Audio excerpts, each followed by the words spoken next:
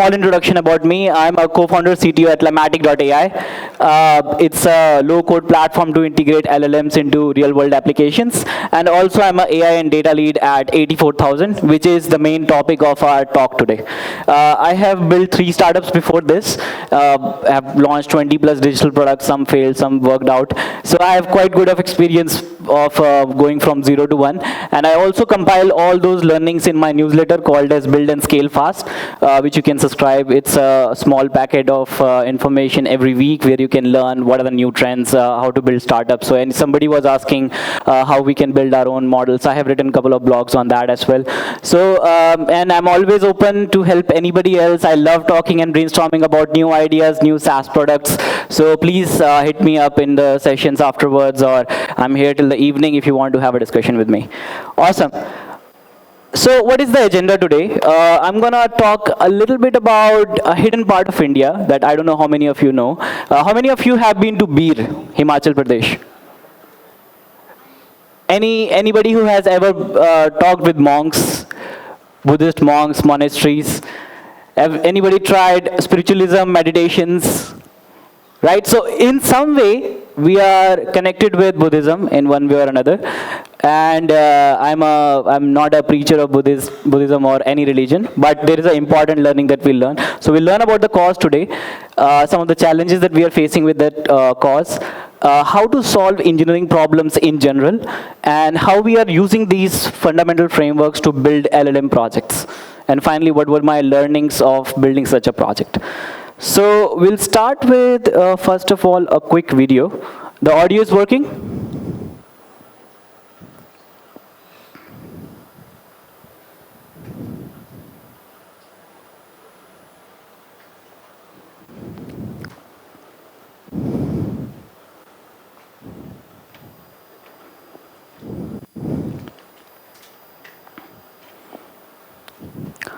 So basically, this is a 2.5 minute quick overview of what 84,000 is and what problem we are trying to solve. An old woman once asked the Buddha, birth, old age, sickness and death, where do they come from and where do they go? Questions like these characterize the human experience, but in an age of mindless consumption and relentless searching, newer questions emerge. How should we live harmoniously with others? How can we distinguish illusion from reality? Welcome to the 84,000 reading room. With the touch of a button, billions of people have pages and pages of insight into subduing suffering and guiding our children. This is the story of the ultimate journey to preserve the world's greatest archive of wisdom. In 2009, in the Indian Himalaya, the world's most prominent translators, Buddhist scholars, teachers and volunteers convened for days sharing decades of research to conclude that only 5% of the Buddha's teachings had ever been translated into a language spoken today, and in 50 years' time there might only remain a handful of people able to understand these ancient languages. And these teachings, never shared in full, may be lost forever. With over 230,000 pages, work needed to begin, and quickly.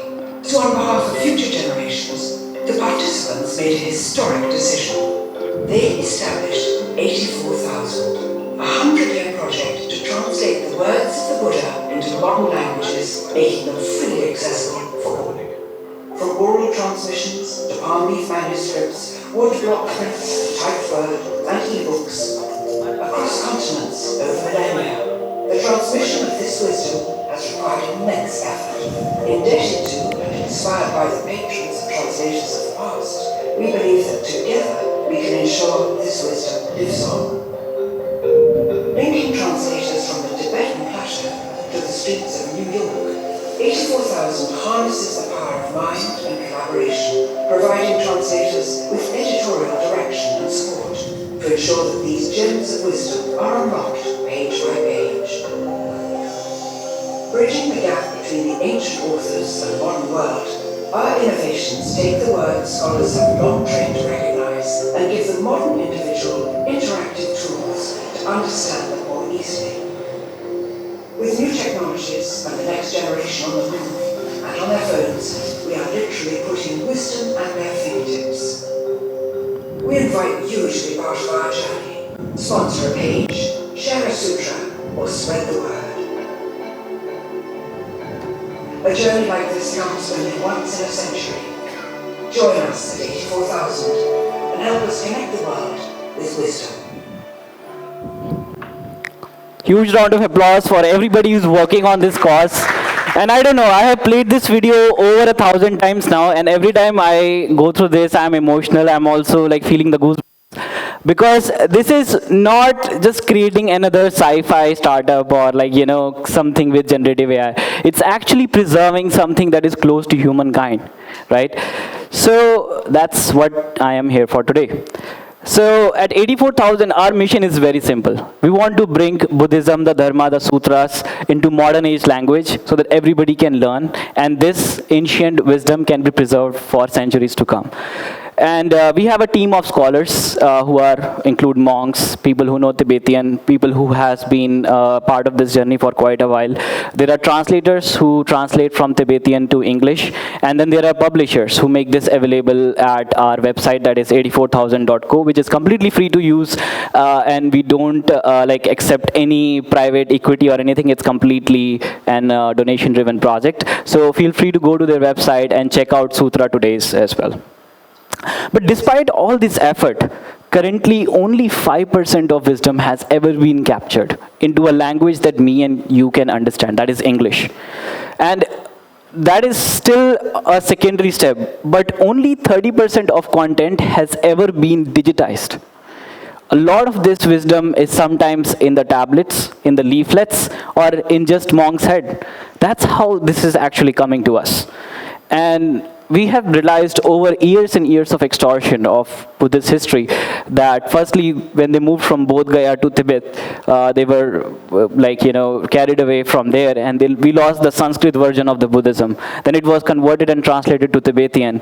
Then during the Chinese operation, that was moved to India. We lost a lot of wisdom there. So in the next 60 to 70 years of time, we might have nobody left that can ever translate these words. So, but why is it that difficult? Why there are like so many challenges? Like, why can't we just plug into Google Translate and ask it to translate all of that content in one point? First of all, the training of the data, the limited label data issue exists. Only 5% of content has ever been digitized and translated as a label data set. And also, there is no accurate translator available. Google Translate doesn't has a Tibetan support. Small level translators that are existing, they used very old age token systems, so they don't actually create a continuous sentences. And there are no embeddings available. There is no Tibetan two-vector embedding model, which is the foundational pillar of creating any large language model-based system. And finally, once the translated content comes out, it's hard to read. It's hard for people to comprehend. I will talk about why this translation is also very different than normal Hindi to English translation. Because, first of all, it's like translating poetry. This is my boss, my technology director, Jeff Ballman, and he explained to me as this challenge that it's like trying to translate a poetry. AI can translate words, but lose the semantic meanings of interpretation. Right? Here is a good example of what that means. So here it says, Sarviputra, Bodhisattva, great being, abiding in the perfection of wisdom, should perfect the four application of mindfulness, since mindfulness is not apprehended. Now, this single term can have a different meaning in different context.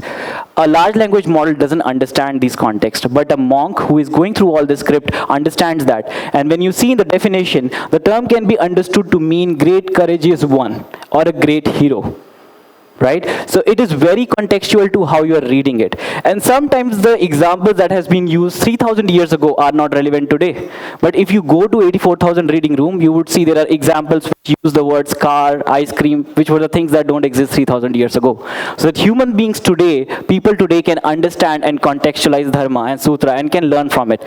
So that is why it's not a typical word-to-word translation. There needs to be contextualism. There needs to be that human semantic relationship with this thing. If somebody has read Bhagavad Gita as well in English, you would understand what I'm trying to say over here. And last but not the least, the stake is really, really high. I know it's on verge of extinction, but that being said, it doesn't mean that we can tolerate any error rates. It needs to be 100% accurate. If people interpret the religion wrong, you know what can happen. That is why we have to make sure that the job is done 100% accurately, right? So this lands us to this big problem, right? Like, how do we really solve it? If we can't use AI upfront, we don't have the tools, we don't have the talent, we can't use AI because there is a lot of skepticism. How do we actually solve this engineering problem? So, by the way, but I would like to recommend this amazing book that I read almost 4 or 5 years ago. It's called Stop Guessing by Nat Green. It's an amazing book which tells about how to break down problems into simplified, structured things so that you can solve those things instead of brute forcing your way into यहाँ semicolon लगा के देख लेता हूँ, यहाँ पे space डाल के देख लेता हूँ. This is a good framework for you to learn into a 4-step method. That is, first of all, define the problem, then break down the problem into small individual elements and identify a solution, and then try, but at the same time trying to stay on the target instead of installing VS Code extension, right? So I know we have all been there, and a problem becomes difficult or easy only on on how much time we spend on that problem. If I ask you to solve something that you can solve within 1 minute, that's an easy thing. But if I ask you to solve something that takes 5 days, it's a difficult thing. So the only thing that makes a problem hard or easy is the time you spend on it. And the more you guess, the more brute force you apply, the more time you're gonna waste. So it's very important for engineers especially to know how to break down complex problem that can be solved easily. So amazing book on that. Now using the same framework, let's see how we can break down our problem into 4 simple structured problems and how then we can solve it. So first of all, when I came into the team, I realized that a lot of content which you are not able to read right now, by the way, the link to the slides and the feedback form will be available, so I'll appreciate if you want to download the slides, you can do that. So this data is actually in XML format. And the reason for that is that a lot of engineers that were working in our team who understand both Tibetan and English, and they can also code, they only knew how to create system with XML. So we can't actually force them to use a MySQL database. So that was our first problem. Another problem was that the tech stack that we were using were very traditional. It was a monolith structure in which the user interface, the business logic, data access layer was completely handed into one, and there is no real-time database. It's just one static XML code structure. Finally, there is very slow digital adoption. Still, a lot of monks hesitate from using smartphones, hesitate from using laptops. And some of the remotest corners of India, which I have been fortunate to travel to, where there is no electricity, there is only one bus every day, they don't have the freedom to use internet. And they can rely on large language models or systems like this. So that's another challenge for us. And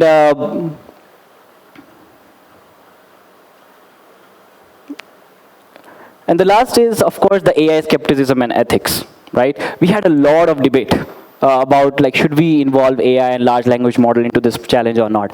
And finally, we settled on one challenge. Every 6 months, we do a Turing test, where we ask LLMs and systems that we are creating to do some job that a monk can also do. And then we try to identify which job was better. Only if the accuracy is more than 95%, we can involve the technology into our stack. So we do this always, continuously testing and everything, so that we make sure that these systems are safe to play. They don't have hallucination into them, and they don't have, they have all the groundings and safety rules. So based on all these problems, let's look at what plan did we make to solve this. Then we want to adopt a modern data architecture, of course, kind of a full stack application where the front end and the back end is separate. So for this, we have chose to go with modern front end framework. So the reading room, the next version that is going to come is going to support that. And also involve GraphQL API, which is a modern way to deliver content to the different platforms we need.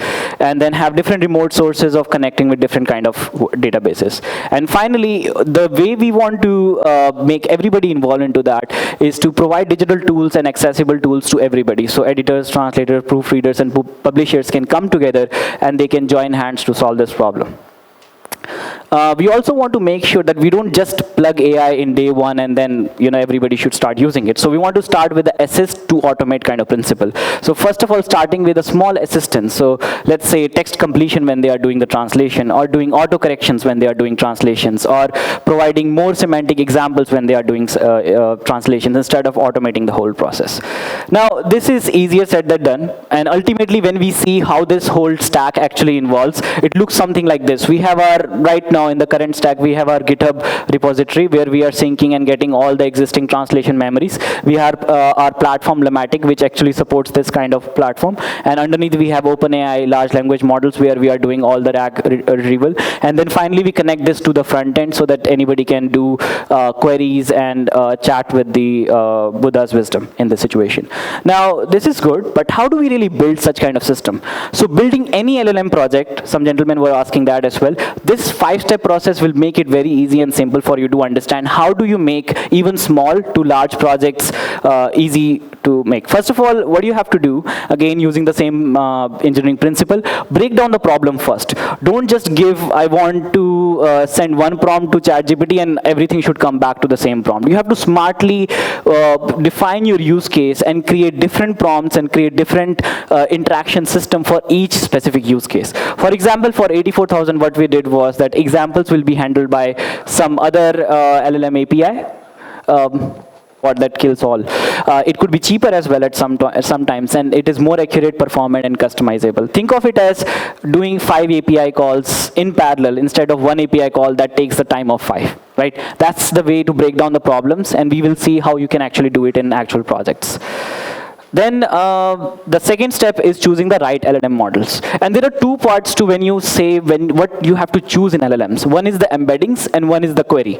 These two are not interdependent upon each other, but they sometimes work better with each other. So for example, OpenAI embedding model is called ADA, right? They had Da Vinci model as well, but the ADA is the most recent one and the most accurate one. It has 1536 vector dimensions. What it means is that its vector space can hold up to these different contexts of vectors. So, and the second one is the actual querying engine itself. So you can use chat completion engine, you can use sentence completion. You have used already OpenAI, so I won't deep dive into it. And for particularly, again, another question was asked, so you can try LLM Studio, which is a way to download and run LLM models locally. And then, you can decide between 4 things and decide what LLM models you have to pick based on your use case, based on your budget. Do you want open source? Do you want, how much quality do you want? And it's not always like, having the best quality always wins, right? For example, we are also evaluating Anthropic, and in some cases, Anthropic is much better than OpenAI ChatGPT for 84,000 use cases. So it all depends upon your use case. So try against all these 4 ones. And again, as I said, if you follow the last step properly, then you don't need to stick with one LLM models at all. You can try 4 different LLM models at the same time. Moving on, the next step is map the data and set up a ETL pipeline. So basically what I mean by that is that you have to figure out what portion of your data should be vectorized and what portion of the data should be just metadata. Does anybody know the difference between these two? Has anybody tried vectorizing any data set for RAG pipeline? I'll give you a small example of this. So basically, vectorization of any data is something that you want semantic meaning attached to. Right? What is meant by semantic meaning? Semantic meaning means red and lal is same, whereas textually they are not same. Right? They are synonyms to each other, but their semantic meaning is same. And this could be expanded not just to words, but also sentences. If there is, today it is raining.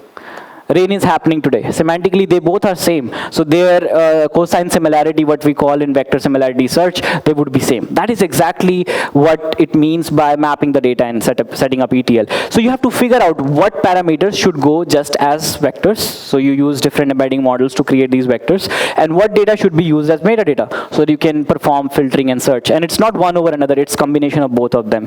Then you map it and then you index it into your system.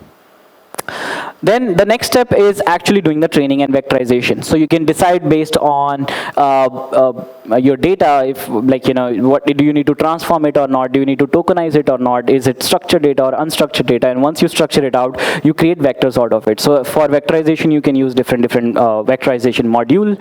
All the LLMs comes with their own vectorization module as well, but it's not mandatory to use just those vectorization module. In our case, we are developing our own vector model called as Tibetan to Vect, which will be helping us to create them vector directly. And the cool thing about vectorization is, I just want to mention this because that opens the vast amount of possibilities here. So a Tibetan to Vect model, if we create a sentence, translate it from Tibetan to a vector directly, translate it to English, then create a vector, the vector would be same.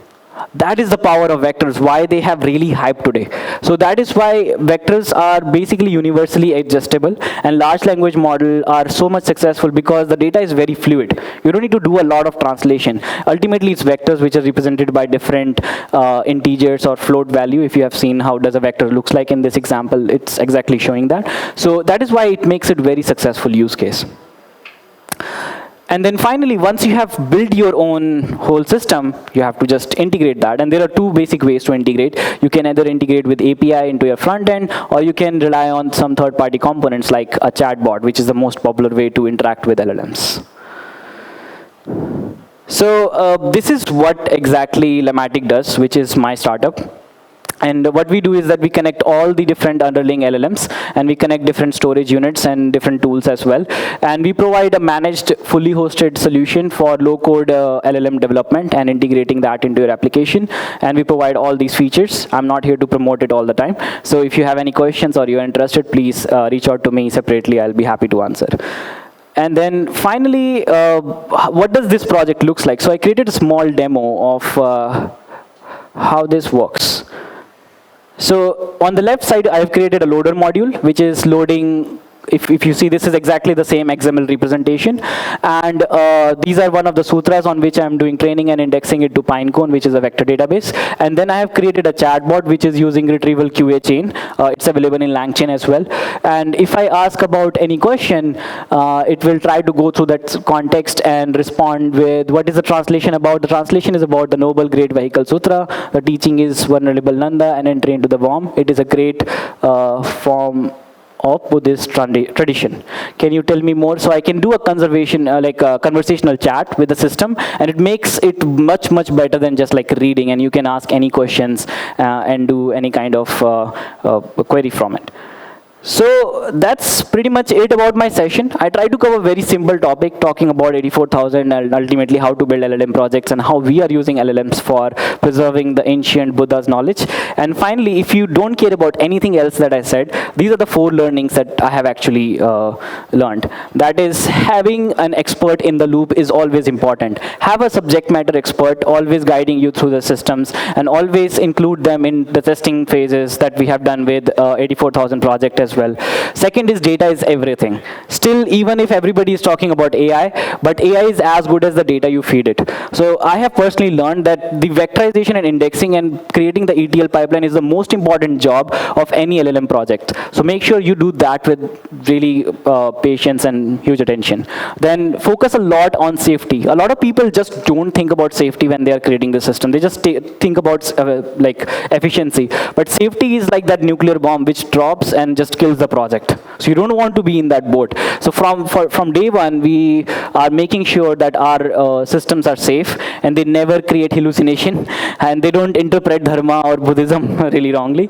And finally, believe in iteration. Create small incremental steps, show one thing at a time, test it with the audience, and then keep on improving.